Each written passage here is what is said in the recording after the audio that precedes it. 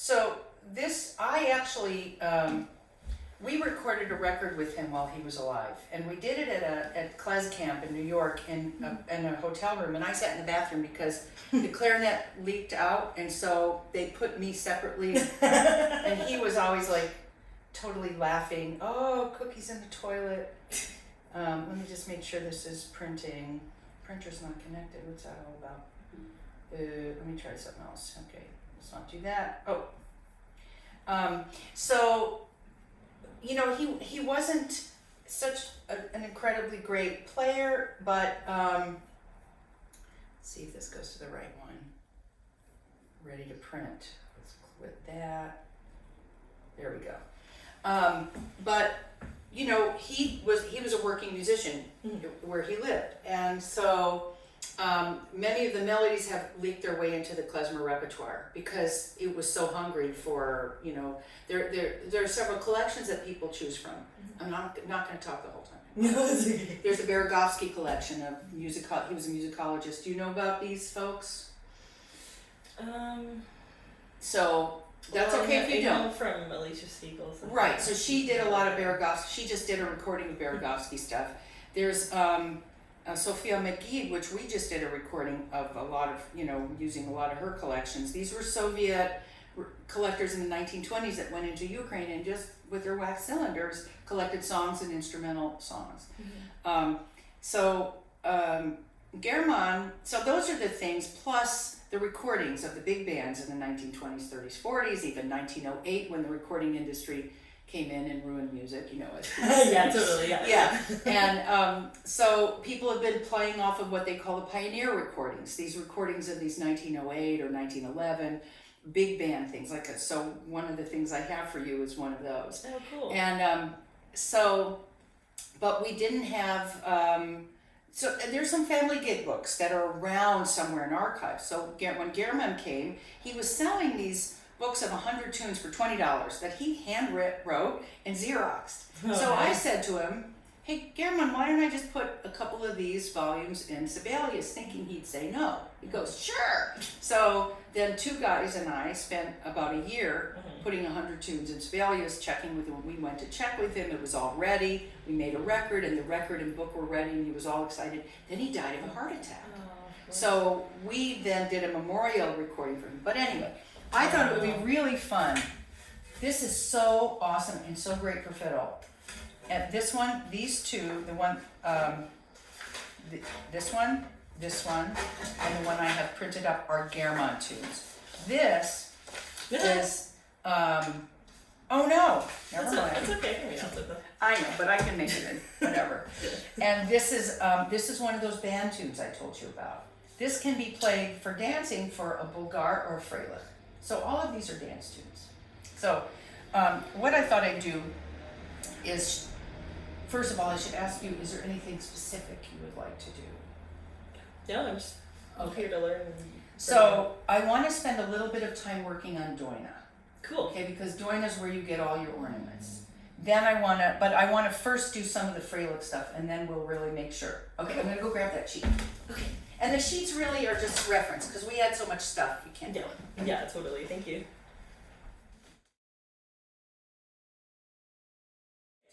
But first, let's take a look at this one, because this one has the ability to put rhythm into kind of a medium. And I know we had worked on the Yashkasero, I think. So I don't have any chords in here because this is right from his manuscript, and we decided just to do it the way he had it. Yeah, cool. So close enough. So this one is just to give you an idea of how the rhythm works with kind of connected 16th notes like that. Okay? So I'm going to play you the first part first. I always like to give you the rhythm.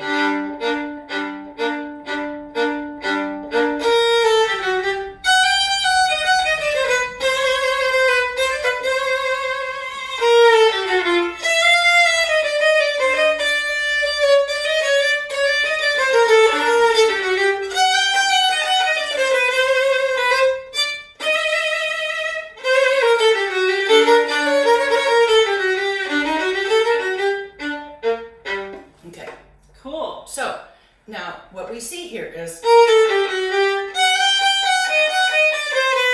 Right? so, right, we see it very square. You're going to have, if you have people playing with you, you would have them play a pretty square rhythm, but with fat, not, but. It's G minor. When you have something like this that has a medium beat, I like to kind of have a student understand how the rhythm is going to sound. Television. Oh yeah. That's okay. Right. Yeah, Game of Thrones is over. So lame, such a lame ending. Anyway, so here's a straight square. Notice I'm giving the bite with my bow, but yes, exactly. Then sometimes.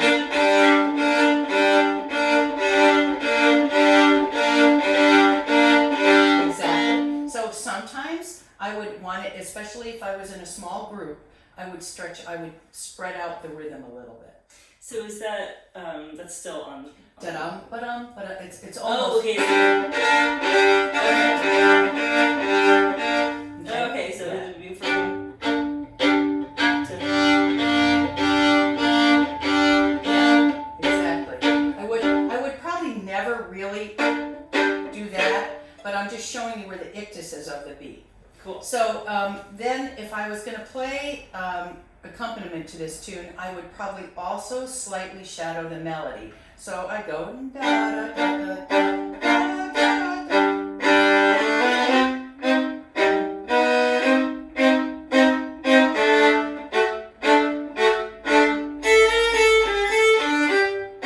I might put a little counterline. So I'm going to go back and forth as a chord player to do that. Let's just take a look at this. And you're a good sight reader, I remember. Take a look at this, and remember we have F sharps and E flats. Okay? And try to and don't worry about the bowing. I like to connect some of them. I know you don't know it. Just sight read that first part. With the bowings is there? Or not.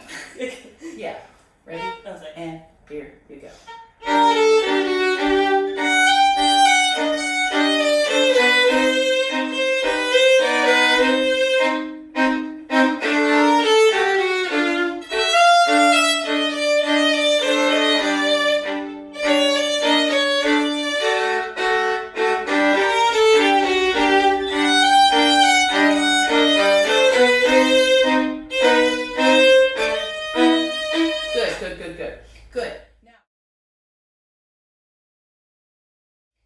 Now, with this one, you could play vibrato, but I would say give in to not always, even when you're sitting on this. Instead, do a vibrato trill. Yeah. So is that like? Let's practice the ornaments a little bit. Yeah, that'd be great. So first we have always. I do a half step trill always, and I do a vibrato trill. And you do wrist vibrato, right? I do. Okay. I tend to do arm vibrato. It's probably from years of playing violin. I can't do arm vibrato. I've tried it. I mean, it's a good to say again. It doesn't matter. Right. And sometimes I give it a little bit of a pause. Oh, that's nice. Yeah, so try that. Right. Yeah. A lot of times in the Romanian music, there'll be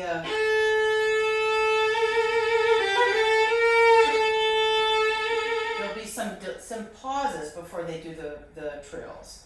You know. Anyway, so that's one ornament is the trill.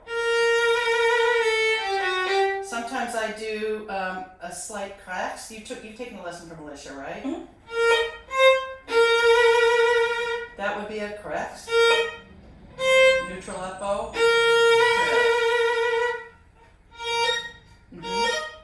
Is it like a harmonic or it's not? You're just stopping the vibration.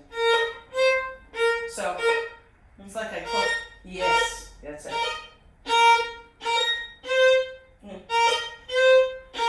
Good. Now try.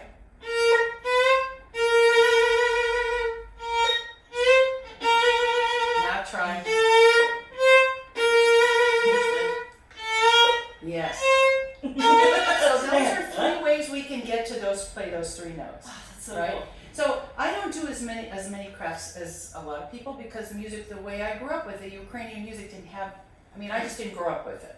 But so in this music, I'll do a lot more rhythmic flexibility and those trills, and I do a lot of open strings. I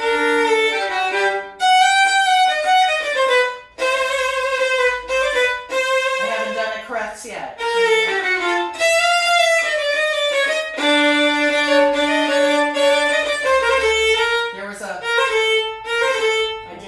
Which is really more of an ornament, it's not really a crest.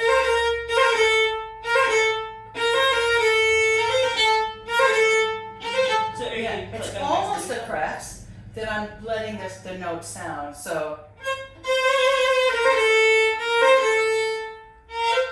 Yes, right. Instead of, where you don't hear the note. This is it could be the. Yes. Right? And I go. So do you hear the second B flat? Sometimes. Sometimes. Yeah, I don't worry about it. Sometimes it sounds, and it depends how fast the note is. Okay, cool. So for me, I would say trills, those turns, some amount of crest, and rhythmic flexibility. So instead of, if I have 8/16 16th notes, instead of, I might go, I might kind of that's cool. mess them up real good. So for instance, here, let's find a place here. I'm going to play the second section. Okay.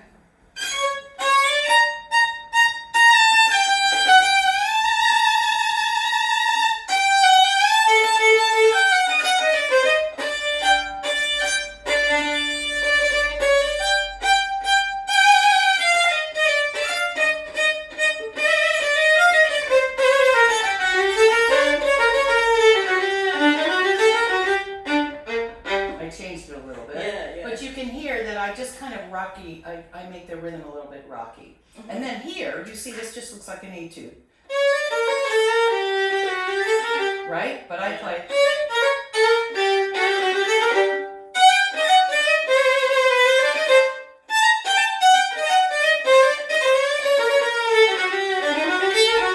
So I'm kind of constantly stretching and retracting those notes. That's really cool. And what happens is it becomes the music has a constant horizontal motion. It never really stops. A lot of times I find when folks play klezmer melodies, there's a stop at every phrase. And the dancers will slow down and then they'll blame you. Yeah, sure. You know what I mean? Totally. So in there's a guy that says he wrote this, Emil Kreuter, and so it's not really necessarily a traditional tune, but it's played all over the place. And so I think German transcribed it, but I think Emil Kreuter wrote it. And he's a guy still alive in Israel who wrote a ton of Jewish dance tunes, Moldovan dance tunes, Moldavian dance tunes. So, but this is now in the repertoire. It just is. So chords will always be simple. They'll be G minor, D major, C minor. There won't be any really secondary dominants. It'll just, if it's not quite sure, you will stay on the tonic. So we don't mind, like for instance here, you might play da da da da da da da. You could really, you know, somebody else could change chords every 8th beat, but we don't. We keep it pretty. The chords are really just rhythm. So that's that piece. And that's, I mean, because we only have 45 minutes, I want to give you a lot right now. So this one, just to give you an idea, let me just play it for you. Yeah, cool. Real quick. And I'm not going to do the repeats because I just want you to hear the style. And Yes. that gives you something to work from, right? Yeah, totally. Okay.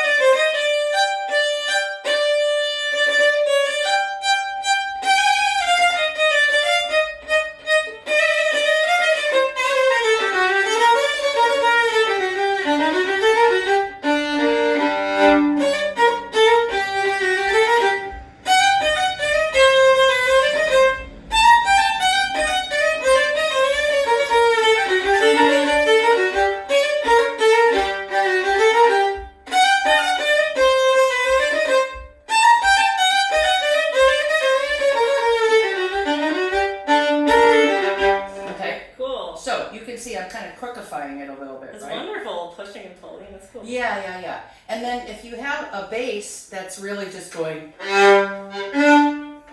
you have this kind of, or whatever they're playing, they'd be going down, but they just kind of keep it, kind of steady, but with a fat beat. Then you really have this kind of sexy time wedding hora. Yeah, totally. Yeah. Okay, so that's that.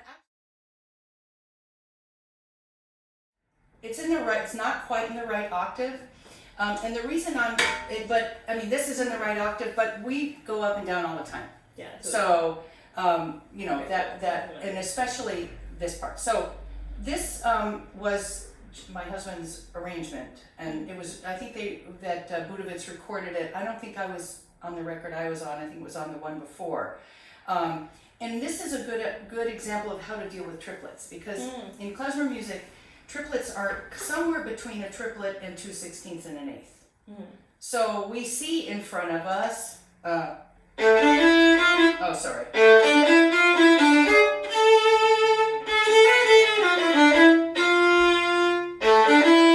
It's really hard for me just to play them, but the way that we really play it is.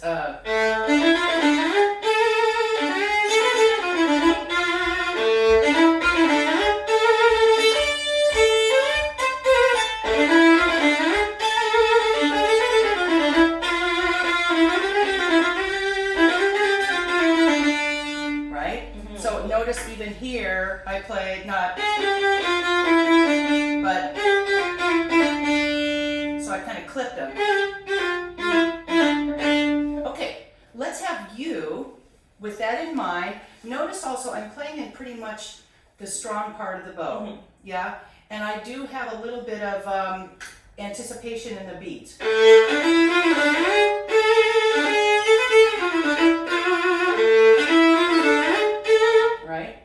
Okay, don't put it, I don't expect you to put it all together. Okay.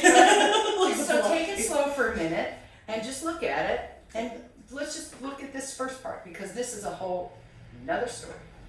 Okay, here we go.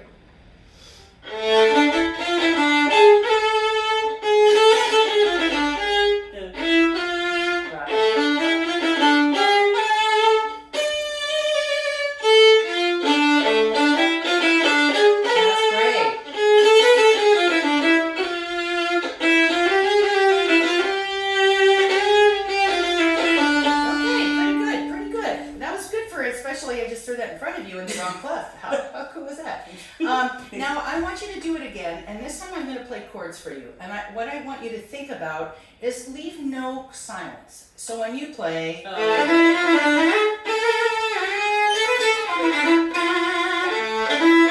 so no silences at all. And I'm going to play a little rhythm behind you. Yeah, I don't want the dancers to get mad at me. Yeah, you want to be hired again. The great pay that Klezmer dance players get, right? Here we go. Literal dollars. Yeah, literal. Right. Or just free food. Here we go. Ready? And.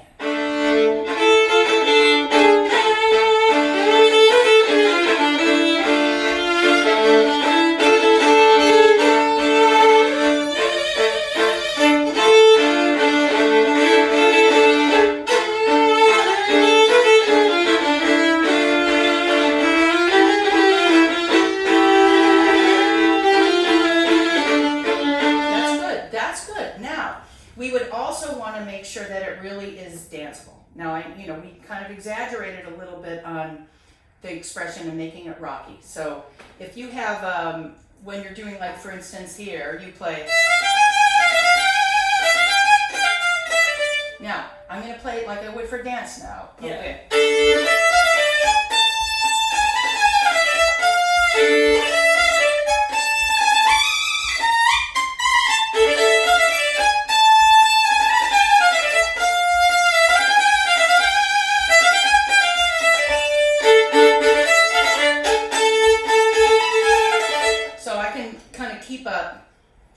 They're going to be doing, depending if they're doing a 4-step or a 6-step dance, they're going to just kind of move around the room.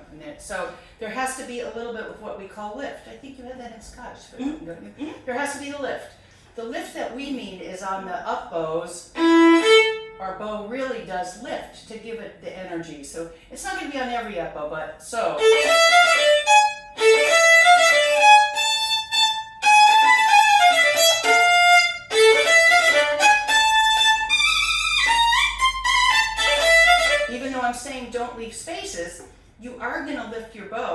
the violin kind of ring a little bit.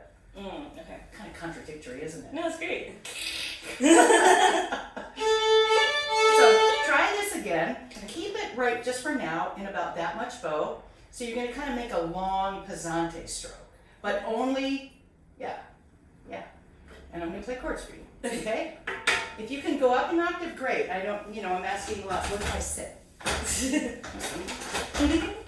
Yeah, okay. All right, here you go. Sure. Ready, and.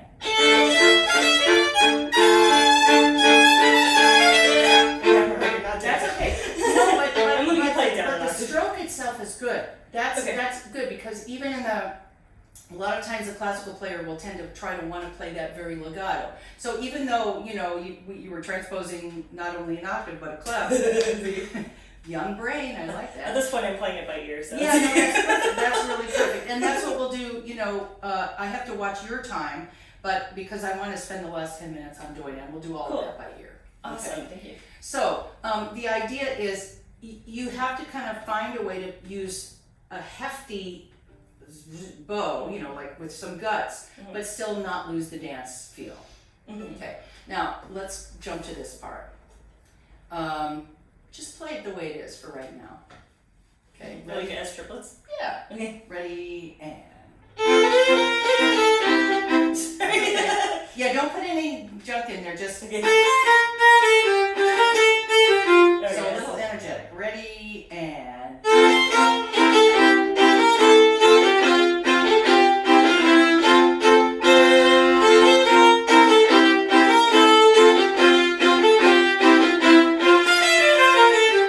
Would be very common if you're going from D minor to the relative major, F major. On the repeat, you would do that little downwards, little scaly thing. Now, the way we would really play it.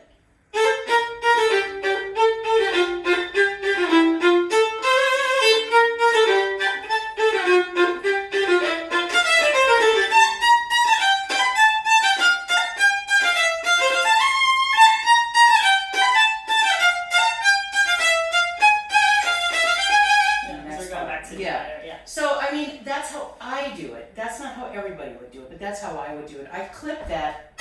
I play the second note almost as it cracks. Yeah, I was wondering.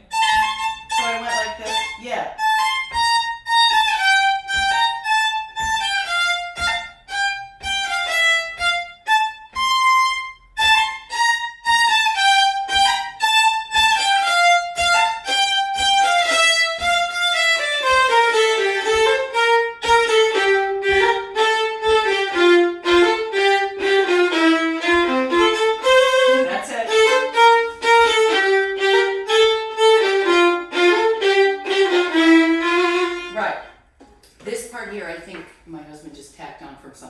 I think this was the tune. Okay. Very common that happens in this house. Total disregard for a previous form. That's what makes Veretski Pass what it is. Totally. I don't like that part. Taking it out. Let's put something else in. Nice. Now this one has a very cool, especially out for violin, in the higher octave. It's a very cool run that sounds a lot harder than it is. So.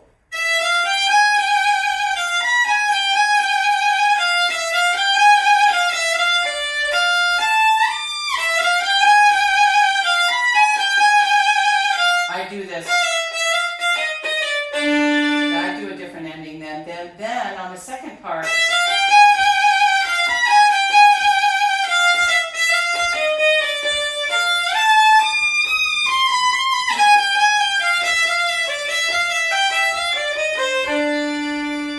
So that's the second ending of this.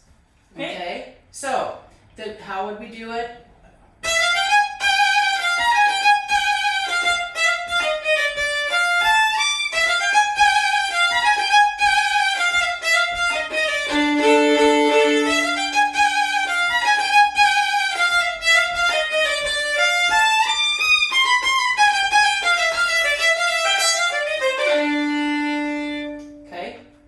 You'll have to take that home and swallow it a little bit, right? Yes. But try it actually, just even in the lower octave, try to do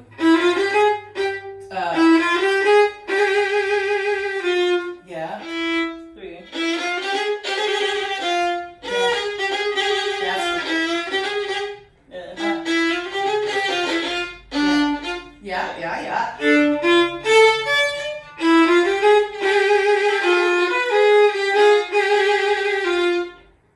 I have here, but I do.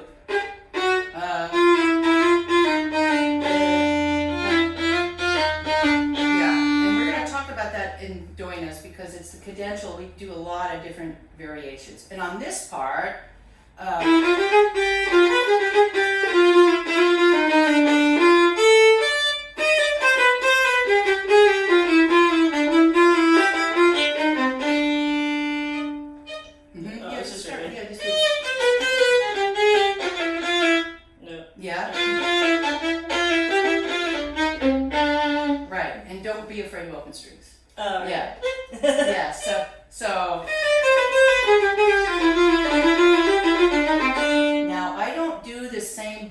across two measures. I'll do it for a measure, and then I'll kind of, Yeah. So you were doing like a kind of. I did a.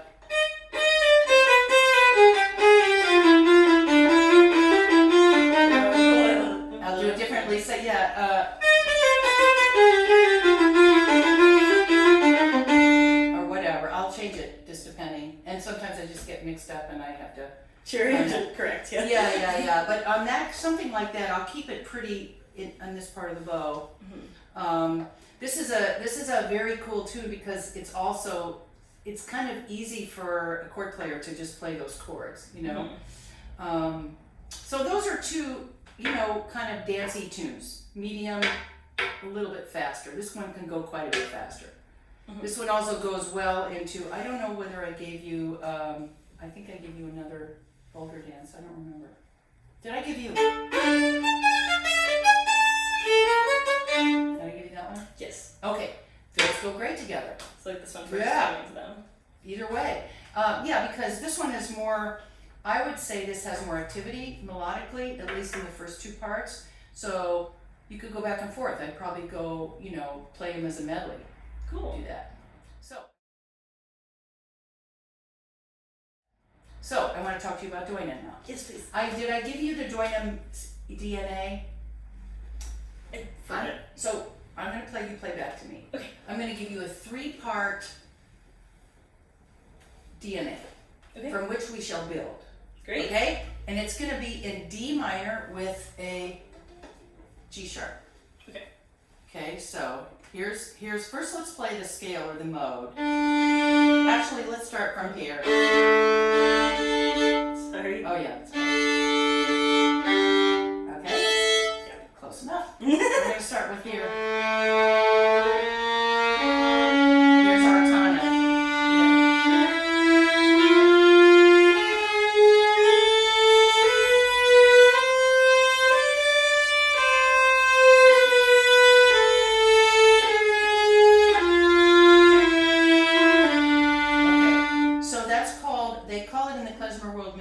I call it an altar Dorian because Misha Baruch is a prayer for sick, and I don't like to use the religious terms for it's a secular music, and there's a lot of argument in the scene about that, but I prefer to call it like an altar Dorian or a Ukrainian Dorian because with the raised fourth, that's kind of common. If you played all white keys on the piano but just played G sharp, that's what the mode is. Okay. So here's your first statement.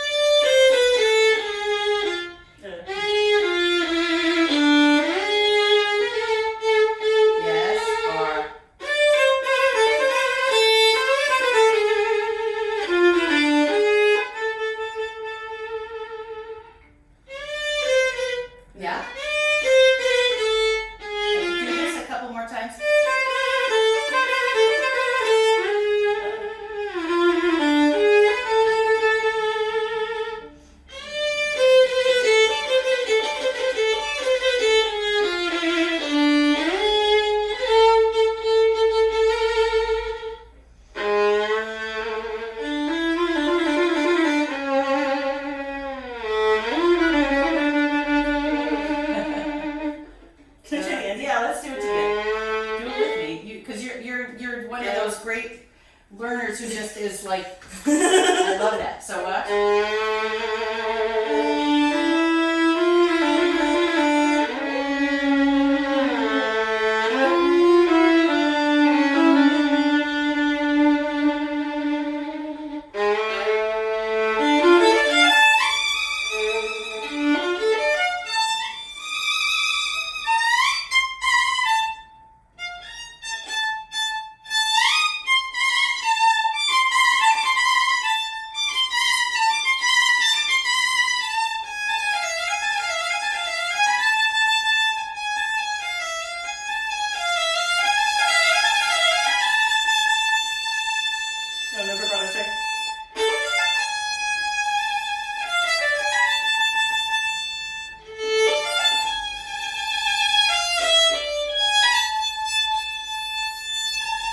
Do you do it with a fourth finger? Oh.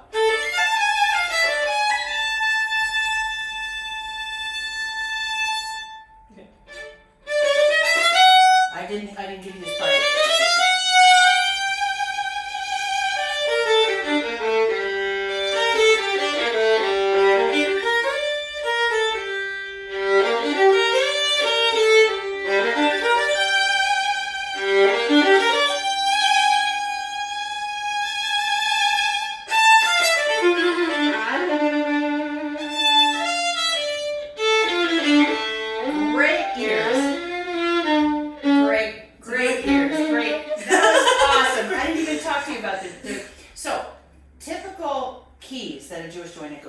Which nobody does, just saying.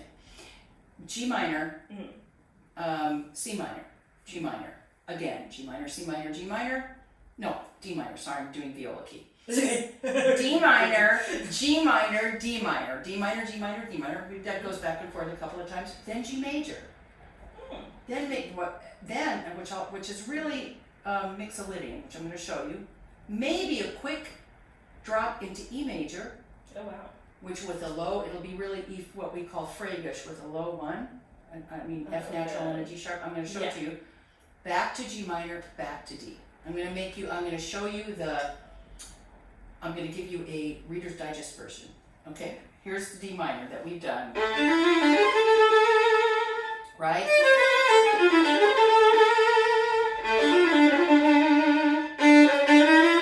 Here we are in G minor.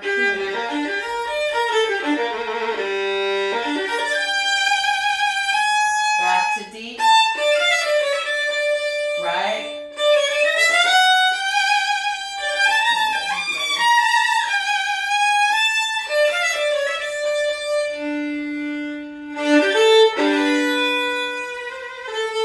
G major. But really mixolydian.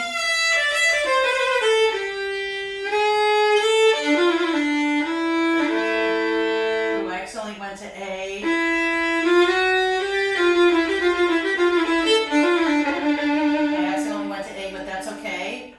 Then I'll go back to G major.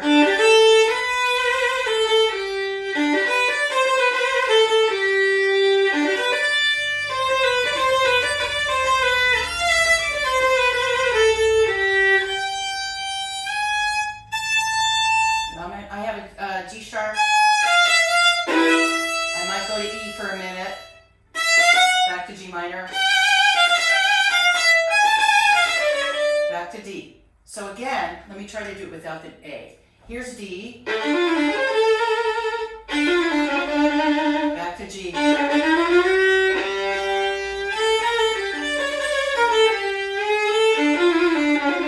to D, Mount D. To E.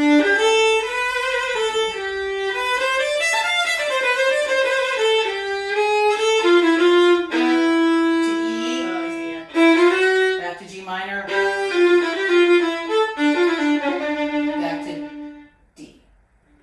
Most people do D minor, G minor, D minor, G major, G major, D minor, done.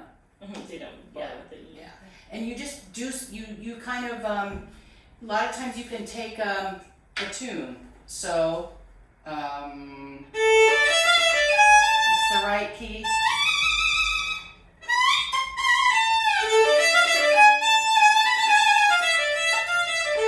You can take a tune and doinify it. You're basically making a riff on it. You're kind of riffing on it a little bit.